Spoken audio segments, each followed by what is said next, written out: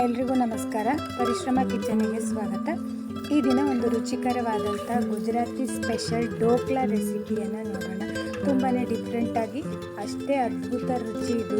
ಒಂದು piece 2 piece ತಿಂದ್ರೆಲ್ಲ ಸಮಾಧಾನ ಆಗಲ್ಲ, ಇನ್ನೂ ತಿನ್ನಬೇಕು ಅಂತ ಅನಿಸುತ್ತೆ, ಅಷ್ಟೊಂದು ರುಚಿಯಾಗಿರುತ್ತೆ. ಹಾಗಾದರೆ ಹೇಗೆ ಮಾಡೋದು ಅಂತ ನೋಡೋಣ.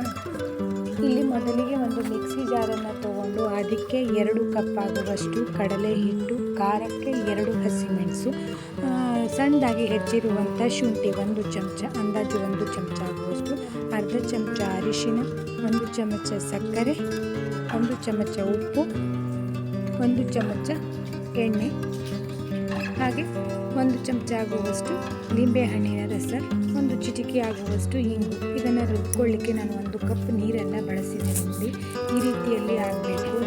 ಅಂದಾಜು ದೋಸೆ ಹಿಟ್ಟಿನ ಥರ ತೀರ ತೆಳ್ಳಗಾಗೋದೆಲ್ಲ ಬೇಡ ಇದು. ಇದನ್ನು ಒಂದು ಪಾತ್ರೆಗೆ ಈ ರೀತಿಯಲ್ಲಿ ಟ್ರಾನ್ಸ್ಫರ್ ಮಾಡ್ಕೊಳ್ಳಿ. ಅದಾದಮೇಲೆ ಈ ಹಿಟ್ಟನ್ನು ವಿಸ್ಕರ್ ಸಹಾಯದಿಂದ ಈ ರೀತಿ ಮಿಕ್ಸ್ ಮಾಡ್ಕೊಳ್ಳಿ. ಎಷ್ಟು ಚೆನ್ನಾಗಿ ಮಾಡ್ಕೋತೀರೋ ಅಷ್ಟು ಚೆನ್ನಾಗಿ ಡೋಕ್ಲಾ ಬರುತ್ತೆ. ಒಂದು 20 ನಿಮಿಷಗಳ ಕಾಲ ಹಾಗೆಯೇ ಬಿಟ್ಟು ನಂತರ ಇದಕ್ಕೆ 1 ಚಮಚ ಆಗುವಷ್ಟು ಈನೋವನ್ನು ಹಾಕಿ ಮತ್ತೆ ಪುನಃ ಮಿಕ್ಸ್ ಮಾಡ್ಕೊಳ್ಳಿ. ನಾನಿಲ್ಲಿ ಹಿಟ್ಟನ್ನು ಕೇಕ್ ಮೋಲ್ಡ್ ಒಳಗಡೆ ಹಾಕ್ಕೊಂಡಿದ್ದೇನೆ. ಇದಕ್ಕೆ ಎಣ್ಣೆಯನ್ನು ಸವರಿ ರೆಡಿ ಮಾಡ್ಕೊಂಡಿಟ್ಟಿರುವಂಥ ಹಿಟ್ಟನ್ನು ಅದರೊಳಗೆ ಹಾಕಿ ಇಡ್ಲಿ ಸ್ಟೀಮರಲ್ಲಿ ಇಟ್ಟು ಬೇಯಿಸ್ಕೊಂಡಿದ್ದೀನಿ. ನೋಡಿ, ಒಂದು 20 ನಿಮಿಷಗಳ ಕಾಲ ಬೇಯಿಸಿ ಒಂದು 10 ನಿಮಿಷ ತಣದ ಮೇಲೆ ಇದನ್ನು ತೆಗಿಬೇಕು. ನೋಡಿ, ಕೈಗೆಲ್ಲ ಅಂಟ್ಕೊಳ್ತಿಲ್ಲ, ಚೆನ್ನಾಗಿ ಬಂದಿದೆ, ಬೆಂದಿದೆ ಇದು ಸರಿಯಾಗಿ. ಇದನ್ನು ಈಗ ಕಟ್ ಮಾಡ್ಕೊಳ್ಬೇಕು.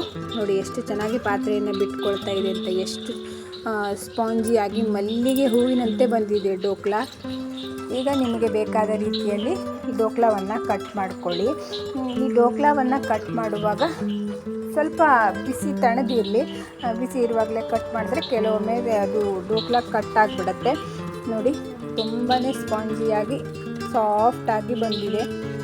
ಈಗ ಇದಕ್ಕೆ ಮೇಲ್ಗಡೆಯಿಂದ ಒಂದು ಒಗ್ಗರಣೆಯನ್ನು ಕೊಡೋಣ. ಒಗ್ಗರಣೆ ಪಾತ್ರೆಗೆ ಒಂದು 2 ಚಮಚ ಎಣ್ಣೆ, ಅರ್ಧ ಚಮಚ ಜೀರಿಗೆ, ಅರ್ಧ ಚಮಚ ಸಾಸಿವೆ, 1-2 ಕಡ್ಡಿ ಕರಿಬೇವು, ಖಾರಕ್ಕೆ ಮತ್ತು ಪುನಃ ಒಂದು 4 ಹಸಿಮೆಣಸನ್ನು ಕಟ್ ಮಾಡಿ ಹಾಕ್ಕೊಂಡಿದ್ದೇನೆ. ಇವೆಲ್ಲವನ್ನು ಚೆನ್ನಾಗಿ ಹುರ್ಕೊಳ್ಳಿ. ನಂತರ ಇದಕ್ಕೆ ಅರ್ಧ ಚಮಚ ಉಪ್ಪು, 1 ಚಮಚ ಸಕ್ಕರೆ, 1 ಚಮಚ ಲಿಂಬೆಹಣ್ಣಿನ ರಸ, ಇದಕ್ಕೆ 1 ಕಪ್ ಆಗುವಷ್ಟು ನೀರನ್ನು ಹಾಕ್ಕೊಳ್ಳಿ. ನೀರು ಹೆಚ್ಚಾಗಿದ್ರೇ ಒಳ್ಳೆಯದು.